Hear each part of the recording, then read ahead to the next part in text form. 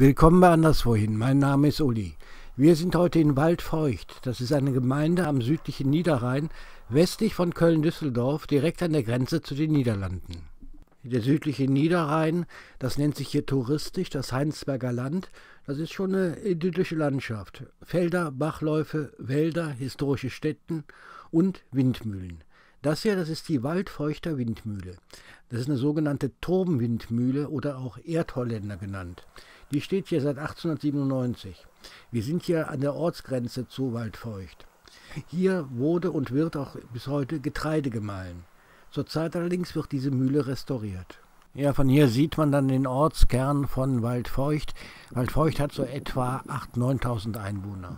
Ja, im Ortszentrum, da stoßen wir auf dieses Gebäude. Das ist das sogenannte Schlösschen. Hier war im Mittelalter die Burg der Herren von Waldfeucht. Die Burg, die war Teil der Stadtbefestigung, die bestand aus einem breiten Graben und einem Erdwall. Das Schloss ist ein Bau des 17. Jahrhunderts. Dort ist heute der Sitz der Gemeindeverwaltung. Es sind dann schon recht hübsche Häuser hier im Ortszentrum von Waldfeucht. Wir schauen uns jetzt mal ein bisschen hier um.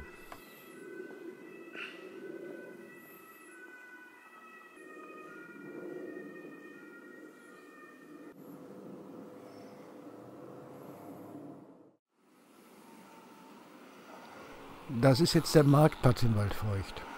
An der Hauswand hängt diese Tafel zur Erinnerung an den Besuch von Bundespräsident Dr. Karl Carstens in Waldfeucht 1983. Ja, damals der Bundespräsident, der hatte sich ja vorgenommen, durch ganz Deutschland zu wandern. Und dann ist er hier auch am südlichen Niederrhein gewandert. Und hier in Waldfeucht, da hat einer dieser Wanderungen ihren Ausgang genommen. Und diese Tafel hier sagt, dass Waldfeucht 1989/90 einmal Golddorf gewesen ist. Das war beim Wettbewerb Unser Dorf soll schöner werden. Und weil die Waldfeuchter sich so über den Preis bei Unser Dorf soll schöner werden gefreut haben, haben sie zur Erinnerung an diesen Preis dieses Glockenspiel hier hergestellt.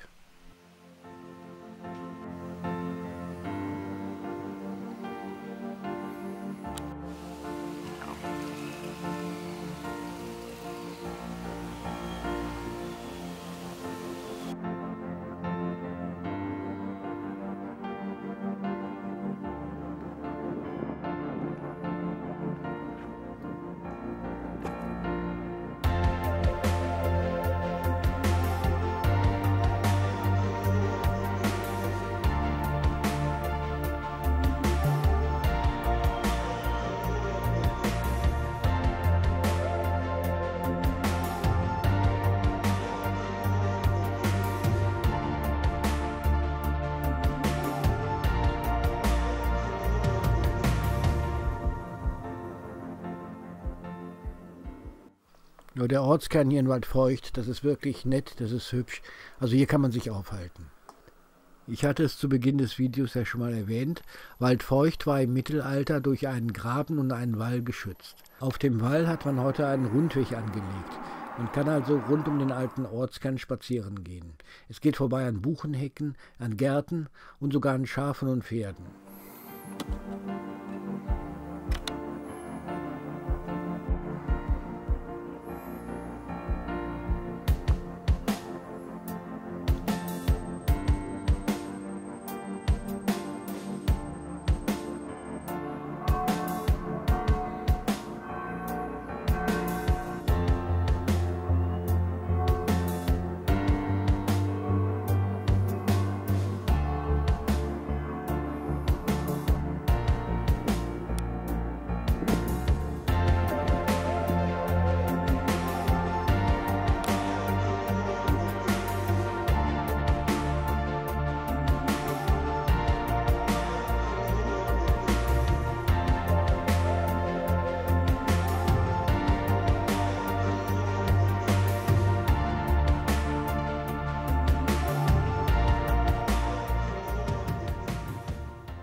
Dieses Kunstwerk aus Bronze, das zeigt einen Mann mit Holzschuhen.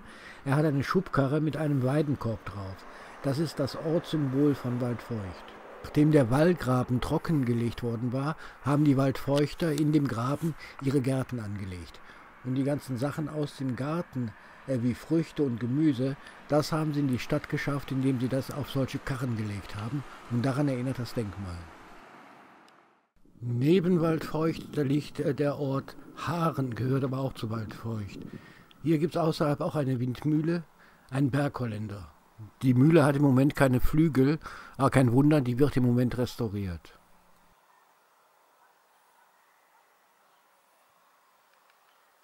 Das ist die Infotafel, die an der Mühle steht. Da steht drauf auch, dass sie immer noch in Betrieb ist und nach der Restaurierung wohl auch wieder sein wird.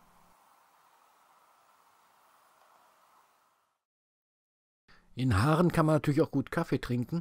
Hier gibt es das Café zur Klus. Das befindet sich in den Gebäuden eines ehemaligen Wallfahrtsortes.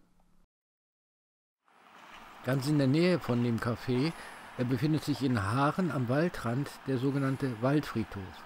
Das Ganze hier ist ein sehr interessantes Projekt aus dem Jahr 1936.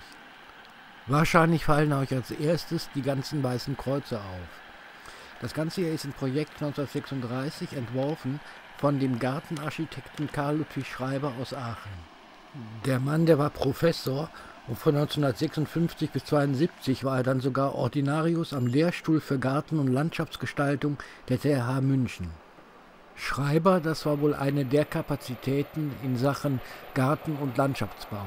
Neben dem Friedhof hier in Waldenrath hat er zum Beispiel auch den Soldatenfriedhof in Hürtgenwald entworfen.